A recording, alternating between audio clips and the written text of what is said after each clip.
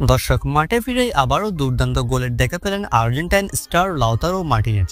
দর্শক দীর্ঘদিন পর ইন্টার মিলানের হয়ে মাঠে নেমে দুর্দান্ত খেলেছেন আর্জেন্টাইন স্ট্রাইকার লাউতারো মার্টিনেজ। গতকাল সিরিয়ার গুরুত্বপূর্ণ ম্যাচ খেলতে তুরিনোর বিপক্ষে মাঠে নেমেছে ইন্টার মিলান। এদিন ইন্টার মিলানের হয়ে শুরু থেকে খেলেছেন লাউতারো মার্টিনেজ, পেয়েছেন গোলের দেখাও। দর্শক ইন্টার মিলান এই ম্যাচে তুরিনের বিপক্ষে ম্যাচটিতে জয় পেয়েছে 5-0 গোলের বিশাল ব্যবধানে, যেখানে লাউতারো মার্টিনেজ করেছেন দুর্দান্ত একটি গোল।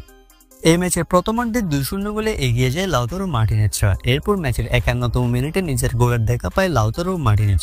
দর্শক এ সময় ডিবক্সের সামনে তোরিনোর ডিফেন্ডার একটি ভুল করে বসেন।